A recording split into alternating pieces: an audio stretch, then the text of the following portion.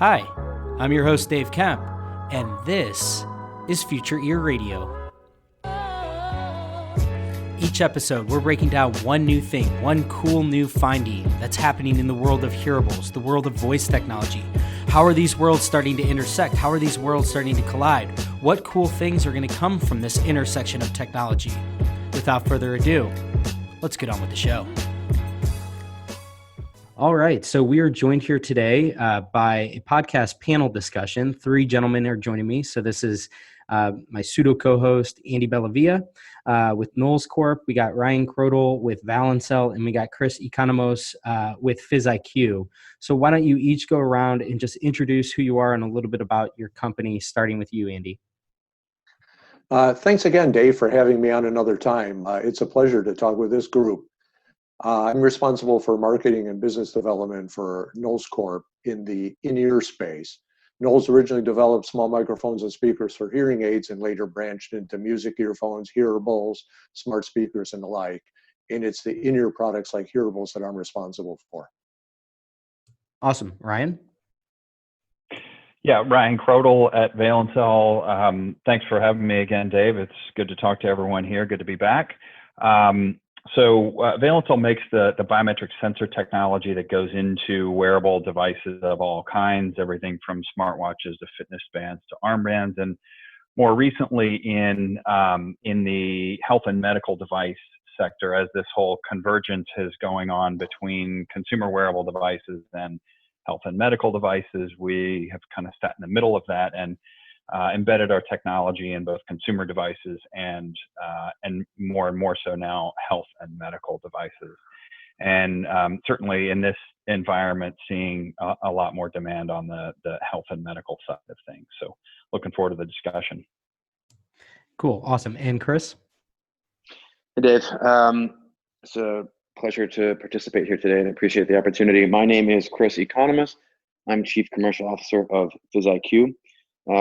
At PhysIQ, we really specialize in collecting and analyzing these continuous data streams that these guys have been talking about. And so to do that, we have a clinical grade, enterprise-ready platform for ingesting, continuously streaming data from these wearable biosensors. And then we have a portfolio of FDA 510K cleared analytics that take the data and turn it into insight. And so we are licensing our platform and analytics to biopharma companies who want to use these data sets to support their clinical trials and their commercial strategies, as well as payers and health systems who want to be able to deploy wearable sensors such that they can proactively manage their at-risk patient populations. Awesome. Well, thank you three for joining me today. This is going to be an awesome conversation. So I have, the array of people that we have on this. We have, Andy being just a longtime veteran within the hearable space and just to have a lot of knowledge and expertise. So I figured he'd be good to have on to help me to guide this conversation. Ryan with Valencell, I've had him on the podcast before, but just having somebody that's in the business of collecting all of this biometric information. And then Chris, who I haven't had on the podcast, to really help us to understand the data output and the actual analytics side of what we're gathering. Because as I've mentioned before, it's one thing to gather all this information, but we need to take it a step further and make sense of this. And so, to frame this discussion, obviously with the whole pandemic going on right now, we're in the midst of, I think, a whole lot of different trends that are being accelerated. And, for me personally, I've been writing and blogging about biometric sensors and the idea of wearables serving the role of preventative health tools really since the onset of Future Ear. And so now it's becoming as clear as ever that this is a really important role, particularly during pandemics and public health crises, that I think these body-worn computers can play. And so I think to kick things off, I want to go to you, Ryan, about just this idea of the different types of metrics that sensors like the ones that Valencell produces can capture. I would love to kind of hear from you, particularly around metrics like respiration rate, blood oxygenation, these different metrics that on the surface you hear them, okay, these, a body worn sensor can now capture respiration rate. What does that actually mean? And put it in the context of why that would be an important metric to know, particularly with, something that is a respiratory illness like COVID, and how we might be able to be a little bit more proactive with our approach here, in terms of understanding what's actually going on with our bodies and maybe using these tools as part of a early diagnostic system and just a better way to diagnose and detect anomalies in the data that there might be something going on even before you might be showing symptoms. So Ryan, why don't you start with maybe just an overview of some of these different metrics, how we've even gotten to the point to be able to capture these, and then what we can glean from those types of metrics.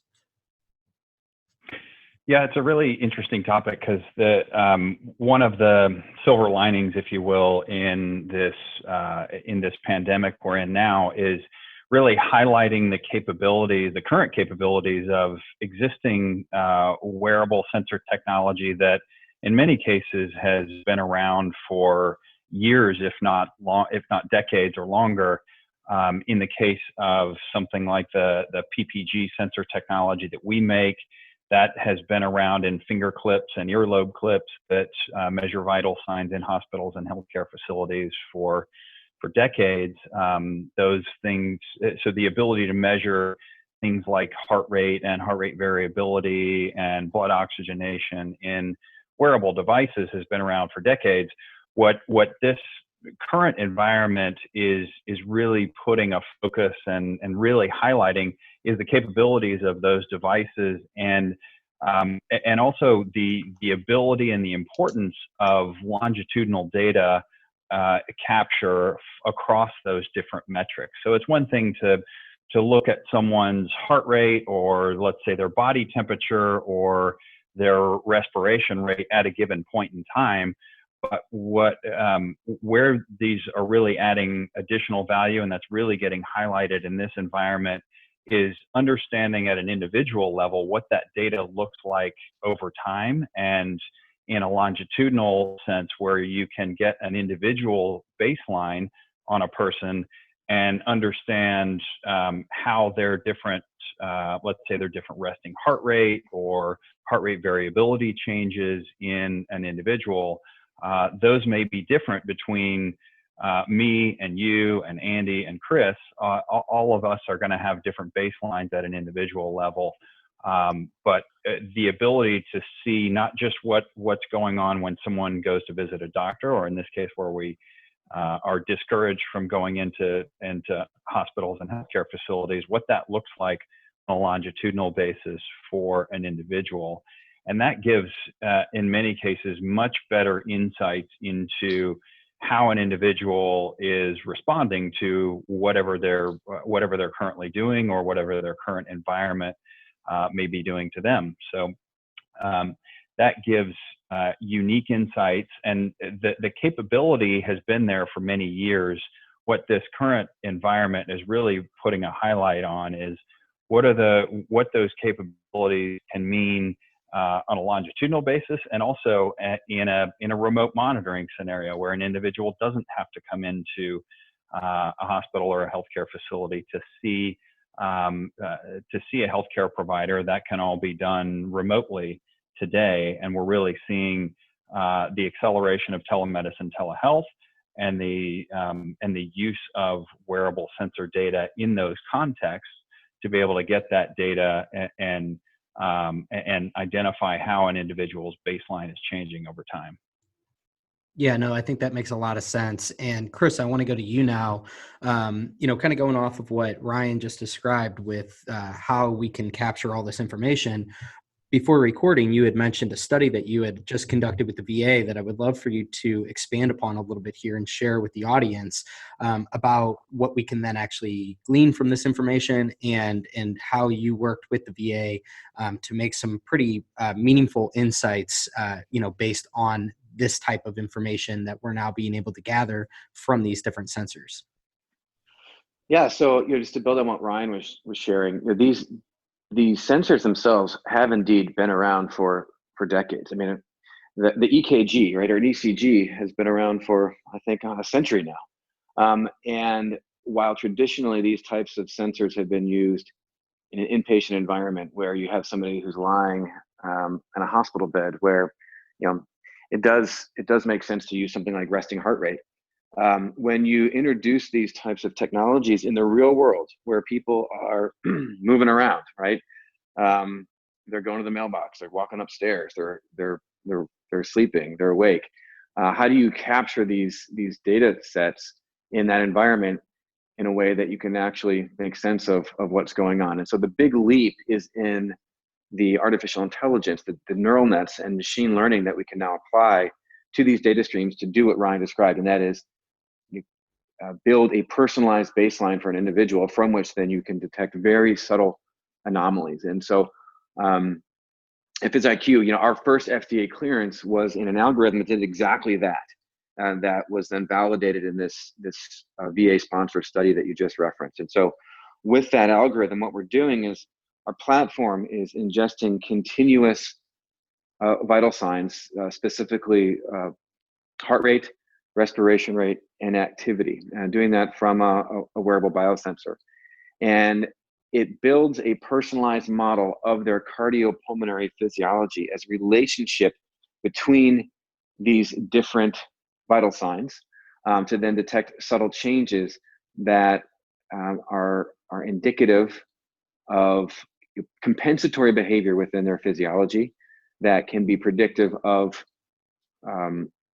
deterioration. And so what do I mean by that? Well, this notion of a cardiopulmonary control loop, just think about, you walk up a flight of stairs, your muscles have to work harder, right? And so they demand more oxygen, which then means your heart starts beating faster, and then you start breathing harder, right? So it's this relationship between your activity and your heart rate and your respiration rate. And so with this algorithm, we automatically build a personalized baseline that reflects that relationship of these different vital signs. And we use a machine learning training period. So basically, the idea is you wear a sensor over the course of about 48 hours. The engine learns the relationship between your vital signs across all the activities of daily living, right? It learns what your heart rate is and what your respiration rate is when you're awake or when you're asleep, when you're sitting on the couch watching TV, or when you're walking upstairs. So just think about all the things that you do over the course of the 48 hours. And then it automatically transitions from learning mode to monitoring mode, where it's now established a personalized baseline. It's learned you, right, and your physiology. And it's taking all the new data coming in, comparing it to that baseline to identify very subtle anomalies that can indicate physiological deterioration or improvement. And so in the case of this particular study, we provided 100 veterans with a wearable sensor and a foam upon discharge from a heart failure hospitalization. And so they went home. The first 2 days then that they were home, the system learned what their physiology is like. And then again, it transitions into monitoring mode, where it's now checking all the new data coming in compared to that model to detect any kind of deviation. And so what we did was we monitored patients this way for 90 days. And it was an observational study, meaning nobody was actually acting on the data. All we were doing was looking at the new data, looking at the data in the context then of the medical records. So we knew, statistically speaking, that if you get 100 heart failure patients, you discharge them from the hospital, you collect 90 days of data, you're going to see readmissions, right? You're going to see emergency department visits.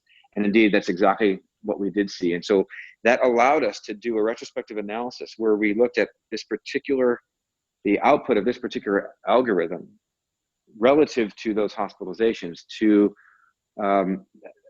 measure what did the algorithm detect and when did it detect it.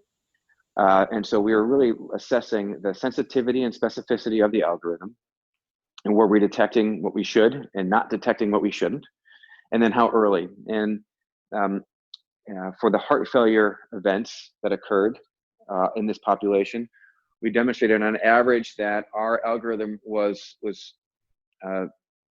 triggering an alert 10 days prior to that ultimate hospitalization. Wow. And then, as you might imagine, this is a sick population, so there are a lot of comorbidities. And so for things like COPD and pneumonia and sepsis, it was 12 days prior to hospitalization. And so really long lead time, which then, we believe is what would give a clinician ample opportunity to proactively intervene to ultimately avoid that hospitalization. So this was published in a journal of the American Heart Association called Circulation Heart Failure in February of 2020. And, we're really excited about these results. That's amazing. So I have a question for you. Are you also collecting data so that you have context? For example, do you know when a person is walking up a flight of stairs or taking a walk, or, and I know this is getting a little advanced, having a heated discussion that might raise their heart rate? Did you put contextual clues in gathering the baseline data? So the contextual data is coming from the accelerometer, right? With the 3-axis accelerometer, we're able to get every subtle movement. And so that's in this combination of heart rate, respiration rate, and activity, right? That's really the independent variable here that we use to provide the context, right? Because if somebody has a heart rate of 140 beats per minute and they're lying on the couch, maybe something's wrong, right? But if they have 140 beat per minute heart rate after climbing a flight of stairs, well, that could be perfectly normal, right? And so it's that 3-axis accelerometry that provides that context. Yeah, that's fascinating. So, I mean, this is just so cool for me because I think that it just brings me back to this podcast that I listened to one time where it was Mark Andreessen getting interviewed, and he mentioned, the question that the interview asked. The guy said, what do you think about wearables? And he said, well, I actually think wearables are titanically important to the future. He said they're going to be, there's 2 things that they're going to be able to do. One is basically serve as a home for a voice assistant. And then the other was that he said the sensors that are going into them are going to be able to notify you. And he said it, rather simplistically, but he said, it'd be able to notify you that you're going to have a stroke soon. And, you hear that on the surface and you think, well, how is it actually going to do that? But actually starting to understand the progression that we're making toward this, where to your point, you have these hospitalizations that are happening and you're saying that, retroactively you were able to look into the data and you can see, well, 12 days ago, we started to, our machine learning algorithm was able to start detecting things that were showing signs that this was maybe what was going to be leading to that point. And so for me, I think it just is starting to really justify this vision where you have these sensors that are actually playing this preventative role where they're notifying you and detecting, and they're playing this role of a guardian to your health. Something that I know that is, I think Apple's really keen on this as well, this idea that their wearables can, play into this as well. So I think like with Ryan, do you want to go off of that? Yeah, if I can just jump on top of or continue what Chris was saying, I think one of the interesting things we're also seeing out of this, and again, it's more of an acceleration of a trend we saw before the whole COVID-19 scenario, but it's this trend around sensor fusion. So trying to get more sensor data in fewer devices. And you're seeing this in, Apple's a good example of this, but really all the wearable device companies and med device companies are looking at how many different sensor modalities they can get into a single device, or maybe 2 devices at most, to be able to generate different data coming from that same individual all at the same time. And so you can see things like heart rate, respiration rate, heart rate variability, body temperature, activity tracking. All of those things are possible in a single device today. And what we're seeing is kind of behind the scenes of device projects that are emerging and not yet on the market is this area around sensor fusion, to be able to get as much sensor data as possible from a single device, to make it, of course, easier to wear and have the adoption rates relatively high, but then also just gathering as much sensor data as possible, with the understanding that we may not yet know exactly what we'll find or exactly what we're looking for, but if we can apply, as Chris mentioned, advanced machine learning and AI techniques to this raw sensor data, you're starting to see new capabilities emerge from, or new outputs or new indications for specific disease states or for specific conditions coming out of this sensor data that we may not have been able to do before. We had this combination of wearable sensor data that's motion tolerant and can still provide high acuity data, but then also applying those machine learning and advanced analytics techniques to be able to emerge or resurface or surface for the first time new indications or new capabilities from those devices that can get us more towards that predictive model. Yeah, that's a really interesting point, because Chris, of course, is talking about full medical grade analytics, which is appropriate and necessary when, for example, monitoring a person who just left the hospital. But if you think about mass market consumer devices, you have a completely different opportunity there. And I saw some recent studies that showed even lower grade devices like a Fitbit, you can gather interesting data by the changes that occur, exactly what Chris is talking about. You establish a baseline, you pick up changes. So it doesn't matter if the home wearable device is medical, looking for the differences, and they're getting some really interesting results, being able to trap, respiratory illnesses that generate fevers, for example, and breathing changes and so on. With the added benefit that in a consumer grade device, if it's, deployed more broadly in the market, you can look at broader trends. I'm thinking of the Kinsa connected thermometer. I mean, that isn't, every other person is not using one of those thermometers, and yet it's salted throughout the population enough that they were demonstrating about a 2-week lead time over to CDC in detecting influenza breakouts. And so this seems like, this is an area both Ryan and Chris are playing in. And so from your own point of views, I think you probably have more to say about how you can use even consumer devices along with appropriate machine learning, both in individual diagnostics and in the case of, more societal changes in health.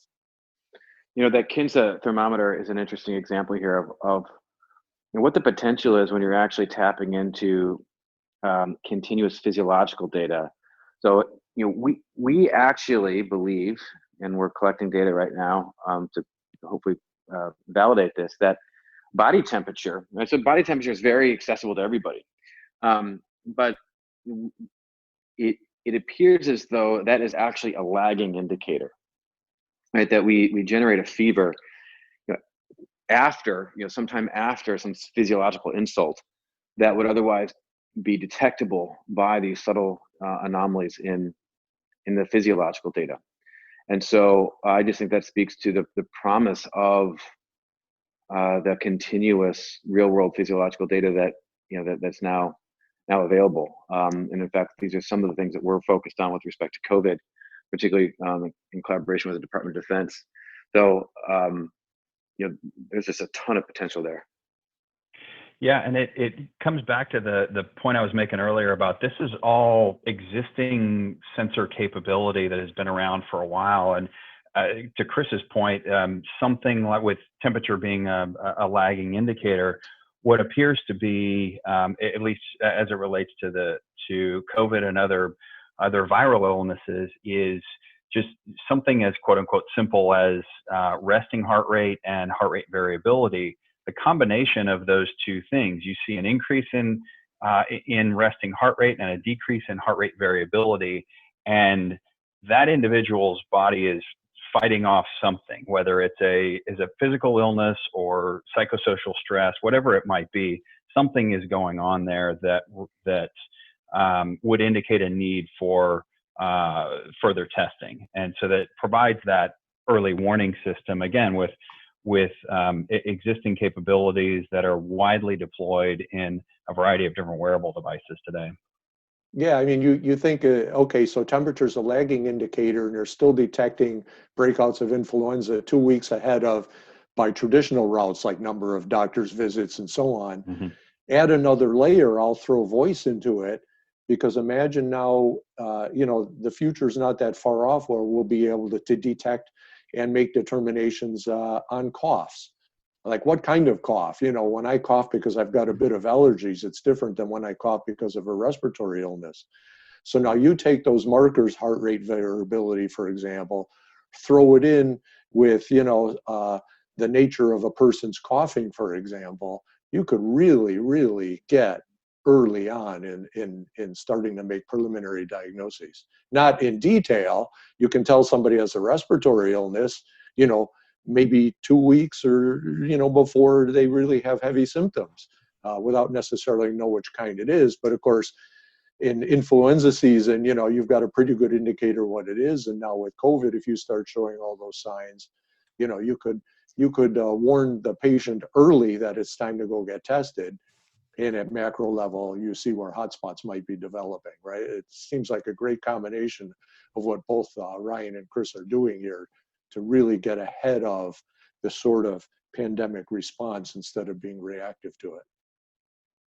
Yeah, I mean, I think that, I'm now like getting taken back, Andy, to the conversation that we had with Nikolai Veed over at Braggy, where a lot of the conversation that we had was on this whole idea that Ryan just alluded to with sensor fusion, right? Like this idea that sensors in general are becoming so much more widely proliferated and more ambient, if you will.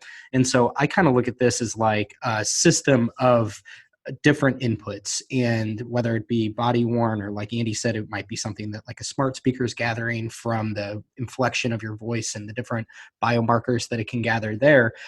To me, it seems as if, and maybe Chris can speak a little bit to this, but this idea of putting this all together into a coherent system so that if you have all these different inputs, how do you make sense of everything that's being captured so that, if you have this like robust data set, and the next step is to actually make sense of it. How do you actually do that in a coherent manner so that there's consistency what's being found? And I guess the question is like, is more better, or is it more like you need to have that consistency, and if you have too much and from different inputs, then you create inconsistencies with the data and it just becomes too much noise? Yeah. So my data science colleagues at PhysIQ would unequivocally say more data is always better. They're pretty biased there, but I think well, what we're trying to enable is the ability to be able, I really like this term sensor fusion. It's the first time I've actually heard that. I think it's pretty cool and it makes a lot of sense. And what we're trying to enable is the ability to actually do that within one platform. So you've got a lot of different form factors, different modalities, different sensor types, different sampling frequencies. And so, what Andy's doing on the auditory side is different than a continuous heart rate or something like that. And so what we've aspired to build with our platform is one that is able to take all of that simultaneously. So a great example, we actually are running a clinical trial for a company where we are getting continuous sensor data, ECG. We're also getting continuous sensor data from a watch, PPG based. And then layering on top of that, we're getting weekly voice recordings. And so you've got basically 3 different data sources from 3 different, lots of different data types, but it's all coming into one common platform, one database structure where all the timestamps are aligned. And it then allows the data scientists to do their magic with a really rich, varying set of data. Now, in that model, right, it is sporadic voice recording taken over a long period of time, and just think about what you can do if that becomes more continuous. And so, just the more data that you've got, the richer it's all going to be. But I think the really important thing, the real breakthrough, is in the labeling of the data. So Andy currently asked a question about context. A company like Fitbit has an untold number of hours of data that is collected.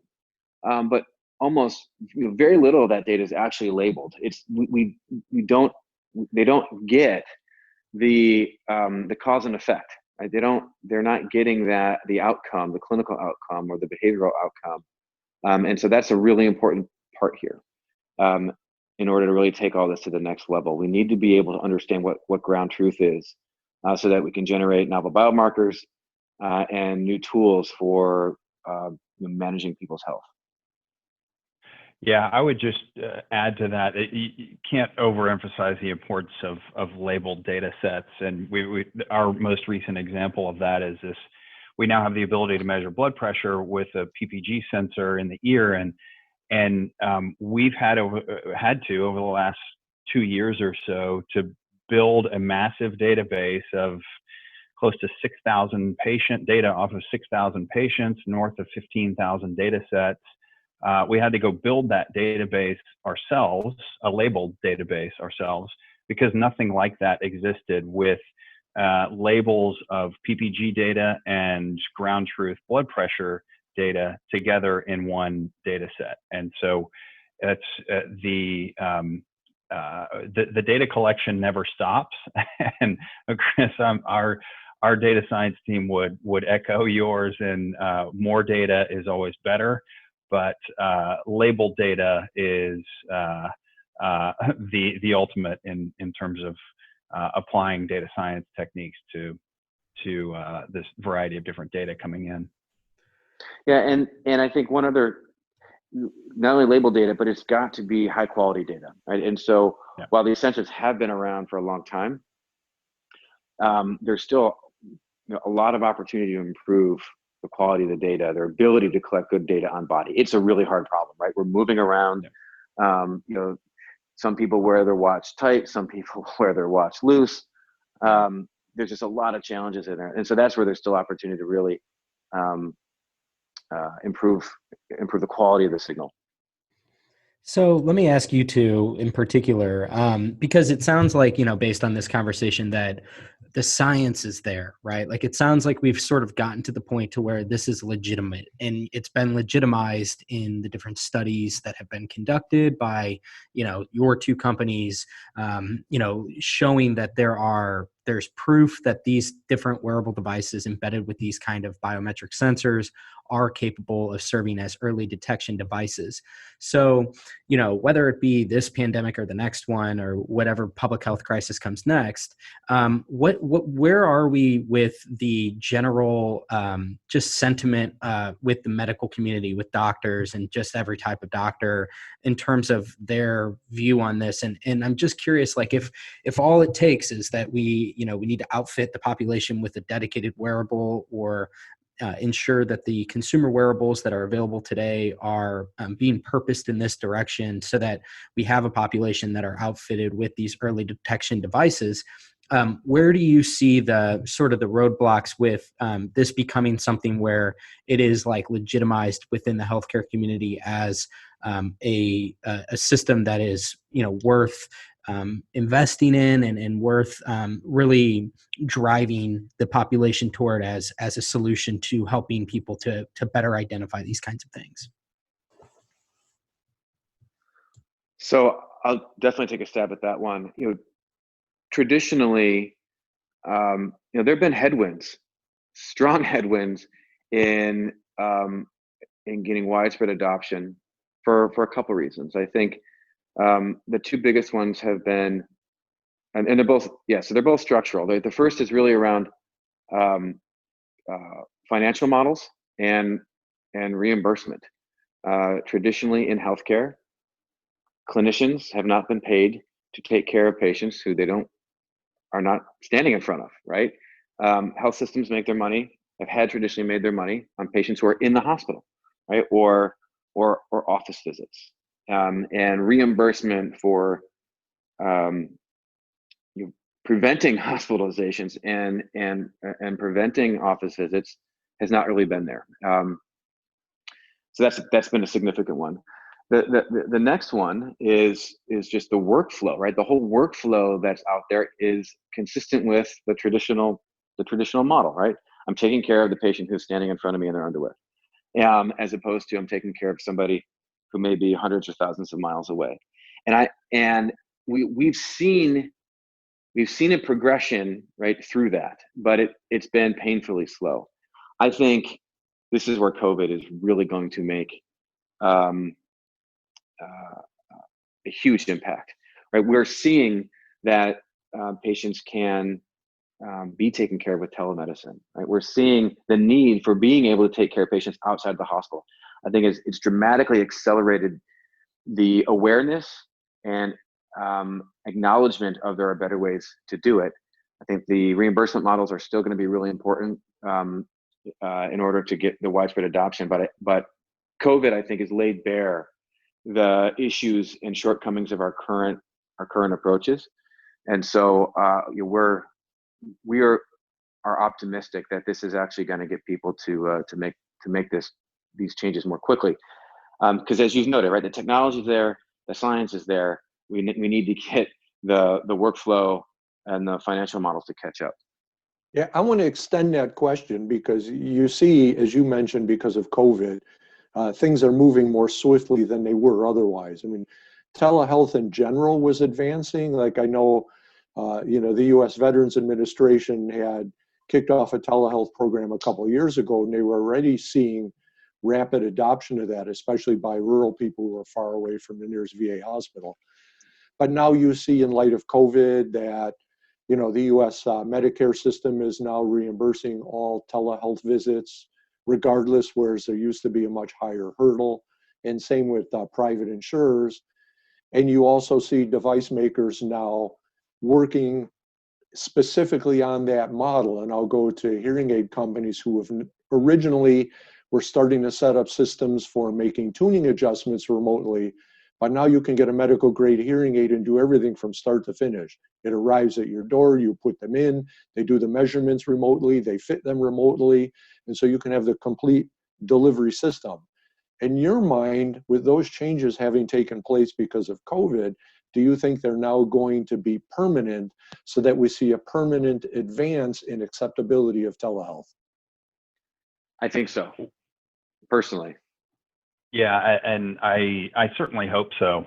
It'll be very interesting to see, in the pandemic environment, a lot of the regulatory barriers have been dropped. It will be very interesting to see how much those come back up, if at all. We certainly hope that we use this pandemic environment as learn the lessons from this environment about what is possible and what is effective with telehealth, remote patient monitoring, and a lot of these areas that are accelerating the at least the demonstration of effectiveness of these tools and these capabilities that we have today. One other thing that I'll add on to what Chris was saying earlier about the reimbursement models, which is spot on. Underneath that is the criticality of proven scientific research behind the wearable data and the outcomes that it drives for specific conditions, specific disease states. And so that's one of the things we love about what PhysIQ and Chris and his team are doing is a very data-driven approach and an approach that's driven by clinical research to clearly demonstrate the effectiveness of what they're doing. And we need to see more of that in this space, because there is, at a provider level, there's still quite a bit of skepticism about trust in the data. And then, of course, like any data analytics, it's garbage in, garbage out, right? So if you don't trust the data that's coming in from the device or devices, you're not going to trust the outcome of any analytics that come off of that. And so the more we can demonstrate those outcomes in clinical research, the better, and the more you're going to see that drive reimbursement models that are more representative of the capabilities of the technology that's out there. Yeah, I think a really interesting example of the idea of permanence is actually within the pharmaceutical industry right now. So we do a lot of work in pharma, and all of these companies are scrambling to keep their trials going, because nobody's going to clinic right now because of COVID. And so if you're not going to clinic, you're not able to participate in a clinical trial. And so an area that these pharma companies see as a perfect opportunity for sensors is in safety monitoring. So a huge conversation going on around how to support safety monitoring with wearable sensors. So any kind of clinical trial, you're giving somebody an investigational drug.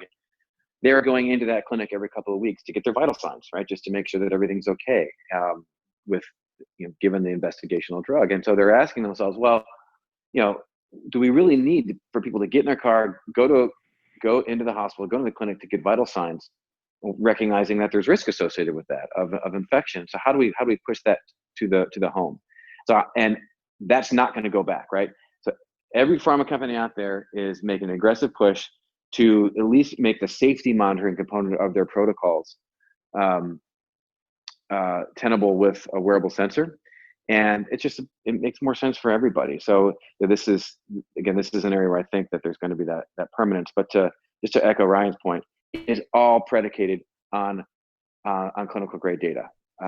When you're going to be submitting something to the FDA, it has to be clinical grade and needs the validation. And so I 100% am on board with that comment.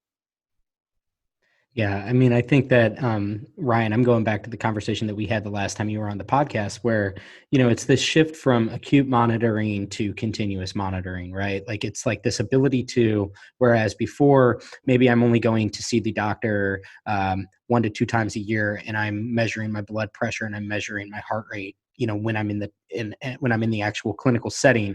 And now it's this continuous monitoring that it's like on the hour, every single minute, or every minute on the hour, where I'm gathering these different metrics and I'm creating this data set, like you said, so that I have this benchmark to then compare against to see where are the anomalies. So as we kind of wrap up here, let me ask you guys, like, where do you see, what are you most excited about in terms of your own sort of specialty and your expertise? What are you, because I know that, like, obviously everything right now is framed in the context of COVID, but obviously this applies way beyond just this one specific use case. I mean, you can think of these things being used for all kinds of different diseases and being able to detect these different things and monitor different things. And I know, Ryan, the last time we talked, it was like this idea that, and I know that, like, Chris could probably speak to this too, is this idea that machine learning has gotten so much better recently that you're able to, from the same input, from the same type of information that you've been gathering before, you can now actually, you can assess new things because machine learning's become more powerful. You can find things like the blood pressure, and you can see, like, with a higher accuracy rate, what's actually being detected there. So across the next 2 to 5 years, what are the things, within this whole space that you're most excited about that you think will have some of the farthest reaching sort of impact? So I'll take this first and then let Chris go. Okay. I would say I am most excited. It's a little, it probably sounds weird to say I'm excited about this current pandemic environment, but there are few things in that I can think of that would have accelerated the adoption and the awareness around the capabilities than an environment like we're in now. Because it was, like we've mentioned before in this discussion, these were all trends that were occurring prior to this pandemic environment. But you're seeing things get accelerated that would have taken 5, 10 years, maybe longer. And you're seeing that happen in weeks, where that just would not have happened before this current environment. So kind of back to what we were talking about earlier, I don't think in many aspects of this, I don't think we go back to what was previously normal. And I can't think of really much of anything else that would have accelerated these previous trends in the way that this current environment has. It obviously comes with massive pain and suffering and difficulty across a variety of different spectrums. But the level of acceleration that we're seeing, this provide is also unprecedented. So that's exciting to me, given that, because as we talked about before, the elements are there, the components are there. What this current environment has done is broken down a lot of the barriers and a lot of the walls to really accelerate these trends and accelerate the adoption of these capabilities. Yeah, so I think Ryan absolutely nailed it with respect to market readiness. I've got nothing to add there. I'll approach this from a different angle, more on the from a technology perspective. So deep nets are these amazing. It's an amazing tool, but it's not. They're not perfect. They don't work for everything. But what they were really, really good at is with these types of data. But the issue has always been, in order to effectively leverage a deep neural network to generate new algorithms, you need a ton of data. And we're now at that point. We've crossed that threshold of critical mass of data to really advance how we're able to generate these new biomarkers. So, like an example here, it used to be that.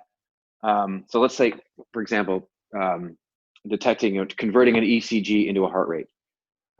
Traditionally we've used an engineered algorithm to do that.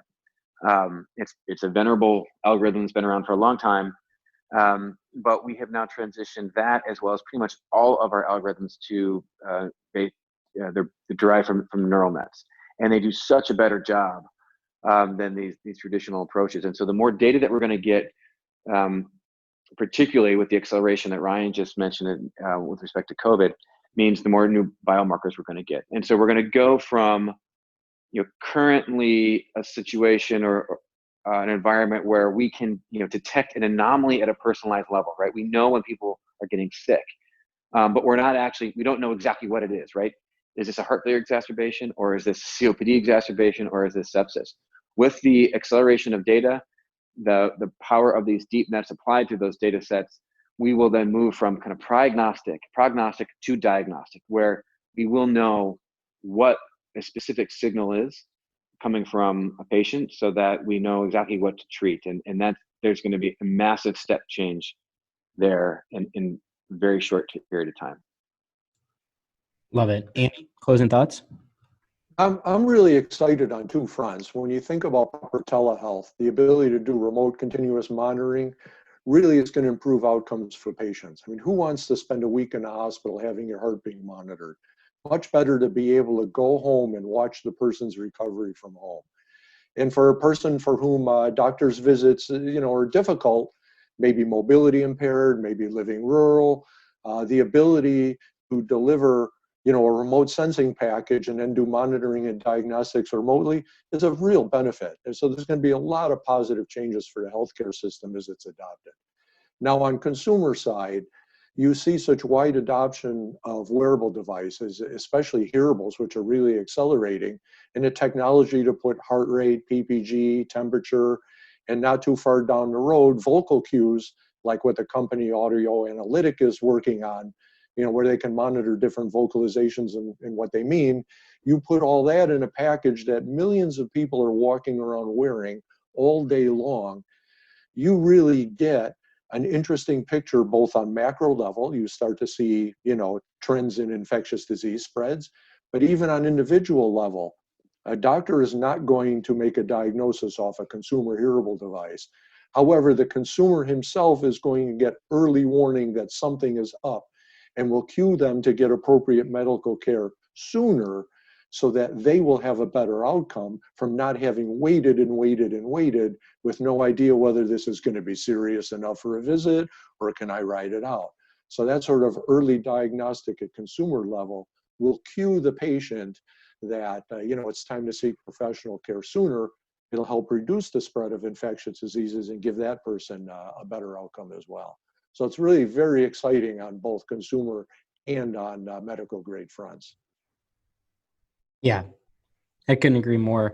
I think that for me, just as we kind of wrap here, I come from the world of hearing aids, and I can't help but feel incredibly bullish about the future of hearing aids, thinking about, the patient demographic that you have typically with that being older adults, and this idea that, you might be able to have just such a powerful early detection tool, a diagnostic tool, patient monitor, this whole idea of a hearing aid in particular, and just all different types of wearable devices being able to serve this preventative health tool is already compelling, as highlighted even more so by this pandemic. But I think that moving forward, I think it's going to be a tremendously compelling use case. And I just think of how beneficial this will be to, the millions of folks that have hearing loss that can benefit from a secondary use case where it's helping to monitor lots of different comorbidities and such. So I really appreciate you three coming on. This was a tremendous discussion. I think that we covered a ton of ground.